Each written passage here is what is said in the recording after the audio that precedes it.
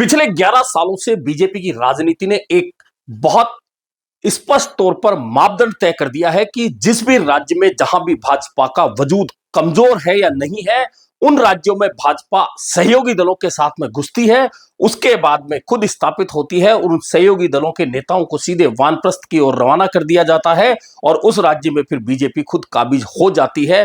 और ऐसा उदाहरण 1, 2, 5 नहीं, बहुत सारे राज्यों में लगातार देखने को मिल रहा है। और ये नया उदाहरण, हालांकि सिर्फ उन सहयोगी दलों के नेताओं को वानप्रस्थ आश्रम की ओर भेजती है भाजपा, यह नहीं है, वह खुद के नेताओं को भी वानप्रस्थ आश्रम या पार्टी का संरक्षक मंडल और उस संरक्षक मंडल में भेजकर उन नेताओं को कहा जाता है कि अब आप रिटायर हो चुके हैं राजनीति से, अब आप सिर्फ आराम करिए और देखते रहिए।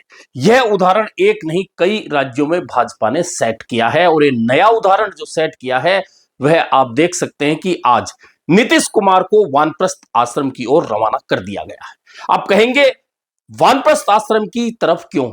तो क्या राज्य का मुख्यमंत्री खुद अपनी मर्जी से राज्यसभा में जाने के लिए एक सदस्य बनकर, और सदस्य नहीं तो वहां जाकर सत्ता है इसलिए वे एनडीए सरकार में मंत्री बन जाएंगे, इससे ज्यादा उन्हें क्या हासिल होने वाला है? खुद मुख्यमंत्री सोशल मीडिया पर पोस्ट करे कि मैं राज्यसभा जाना चाहता हूं, दोनों सदनों का सदस्य बनना चाहता था, इसलिए क्या यह पोस्ट एक मुख्यमंत्री लिख सकता है? सवाल सबसे बड़ा यह है। और एक दिन पहले तक उसकी पार्टी को, जिस नेता को भेजा जा रहा है, जिस मुख्यमंत्री को भेजा जा रहा है, उस पार्टी के नेताओं तक को यह पता नहीं होता कि इतना बड़ा काम होने जा रहा है। और यह पहला उदाहरण नहीं है, जैसा मैंने बताया, इन तमाम उदाहरणों पर बात करेंगे। मैं हूं जर्नलिस्ट योगेश के शर्मा। भाजपा, आप याद कीजिए कि किन किन राज्यों में कमजोर थी और किन किन राज्यों में किन किन पार्टियों के सहारे वह अंदर घुसी, स्थापित हुई, सत्ता बनाई और फिर उन पार्टियों का क्या हश्र हुआ। एक उदाहरण, सबसे पहला, शिवसेना और भाजपा की दोस्ती महाराष्ट्र में कितने सालों से चली आ रही थी, लेकिन उसके बाद क्या हुआ? शिवसेना के दो टुकड़े कर दिए गए। एक टुकड़े को साथ लाकर एकनाथ शिंदे को पहले सिर पर बिठाया गया और फिर सत्ता अब की बार भाजपा ने हासिल कर ली। अब शिंदे कहां है? अब शिंदे भाजपा पर आश्रित हो गए, पहले भाजपा उन पर आश्रित थी। पहला उदाहरण, शिवसेना को तोड़कर और उसका वजूद एक तरह से खत्म करने को लेकर भाजपा ने जो भी किया, वह उदाहरण महाराष्ट्र आपको स्पष्ट रूप से दिखाता है। बीजद, जी हां, उड़ीसा में जनता दल, बीजू जनता दल के सहारे भाजपा ने खुद को लगातार वहां मजबूत बनाया, बनाती रही। अब जैसे ही वह सत्ता आई है, अब बीजू जनता दल के क्या हाल है?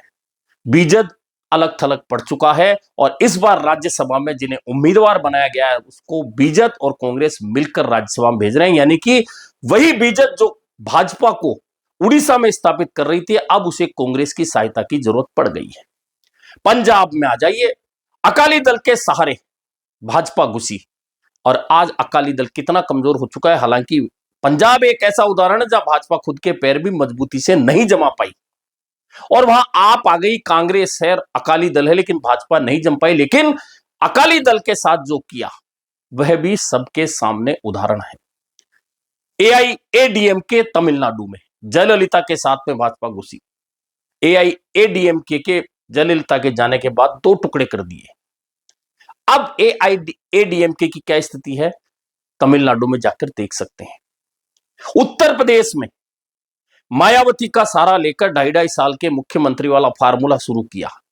आज मायावती कहां पर है? उत्तर प्रदेश में। और अब नीतीश कुमार के नाम पर बिहार में वोट मांगा गया। नीतीश कुमार के सहारे पर भाजपा ने खुद ने इतनी सीटें हासिल कर ली कि नीतीश कुमार का जेडीयू अलग भी हो जाए तो भाजपा को बहुमत के लिए सिर्फ 5 सीटों की आवश्यकता पड़ेगी, जो वह कहीं से भी जुगाड़ कर लेगी। यानी कि नीतीश पर भाजपा आश्रित नहीं है। ऐसे में बहुत स्पष्ट है कि नीतीश कुमार को किन परिस्थितियों में राज्यसभा जाने के लिए हामी भरनी पड़ी होगी। और इन उदाहरणों में पूरा देश, हालांकि बहुत सारे नेता इस बात को बोलते रहे थे कि भाजपा के साथ जो भी दल गया, या तो वह भाजपा में विलय कर ले या फिर वह टुकड़े होंगे या फिर उसके नेताओं को वानप्रस्थ आश्रम की ओर रवाना कर दिया जाएगा। उसमें आप एक के बाद एक उदाहरण जो मैंने गिनाए हैं। अब आप सोच सकते हैं कि एक राज्य का मुख्यमंत्री क्या होता है। एक राज्य का मुख्यमंत्री वह होता है जो उस राज्य को लेकर फैसले करता है, राज्य की शासन चलाने की नीतियां तय करता है, उस पर मोहर लगाता है। उस राज्य में कौन विधायक बनेगा, कौन लोकसभा में जाएगा, यह तय करता है।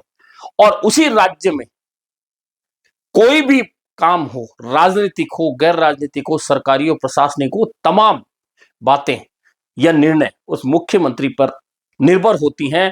उस राज्य में कोई मुख्यमंत्री एक राज्यसभा जाने के लिए कहे कि मैं दोनों सदनों का सदस्य बनना चाहता था, और पहले सोशल मीडिया पर यह पोस्ट लिखवाई जाए और उसके बाद में फोटो आ जाए कि वह मुख्यमंत्री राज्यसभा सदस्य के लिए अपना नामांकन दाखिल कर रहा है।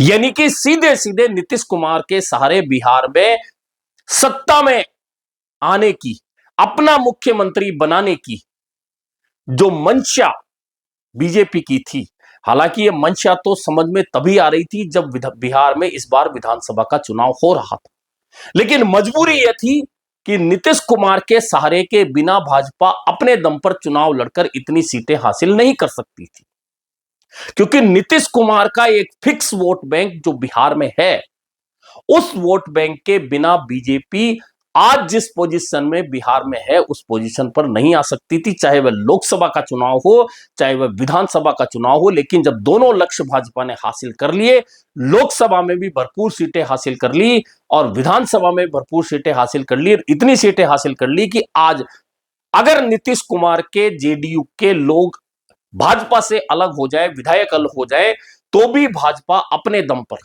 5 अन्य सदस्य, और वह 5 अन्य सदस्य भाजपा आज के दौर में किसी भी पार्टी को तोड़कर जुटा सकती है। यह वह सत्य है जो पूरा देश कई राज्यों में देख चुका है, पूर्वोत्तर में देख चुका है कि किस तरह से वहां धीरे धीरे धीरे धीरे तमाम दलों को तोड़कर भाजपा आज पूरे पूर्वोत्तर पर काबिज हो गई है। और अब जब नीतीश कुमार की रवानगी हो गई तो अब बचा कौन? चंद्रबाबू नायडू, जो भाजपा के सहयोगी है। और आंध्र प्रदेश में भाजपा अपना वजूद बनाने के लिए धीरे धीरे धीरे धीरे कदम बढ़ा रही है। इससे पहले आपने देखा होगा कि तेलंगाना में बीएसआर के साथ में बढ़ती रही बढ़ती रही बढ़ती रही भाजपा, और अपनी ताकत जब बढ़ती चली गई तो उस टीआरएस को अलग कर दिया गया।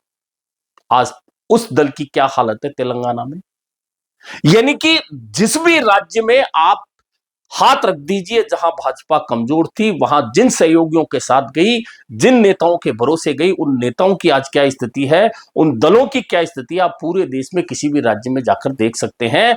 और राजनीतिक परिदृश्य में इसे कहते हैं कि किस तरह से एक रणनीतिक सोची समझी राजनीति के तहत भाजपा अपने कदम उन राज्यों में रखती है, फिर एक सहयोगी पकड़ती है, उस सहयोगी के सहारे धीरे धीरे धीरे धीरे आगे बढ़ती है। और जब उसे खुद पर विश्वास हो जाता कि अब हमें इस सहयोगी आवश्यकता नहीं है, तो फिर उस सहयोगी के साथ वही होता है जो आज नीतीश कुमार के साथ हो रहा है। नीतीश कुमार के नाम पर 25 से 30 फिर से नीतीश, यह नारा देने वाली भाजपा आज नीतीश कुमार को राज्यसभा भेज रही है। और सबसे बड़ी बात यह है कि जब नीतीश कुमार नामांकन दाखिल कर रहे थे तो हिंदुस्तान के गृह मंत्री और भाजपा में 2 नंबर के नेता अमित शाह उस जगह मौजूद थे। तो आप सोच सकते हैं कि वहां कितने दिन से क्या पक रहा होगा और भाजपा किस रणनीति के तहत बिहार में अपना मुख्यमंत्री बनाने की बात सोच रही होगी।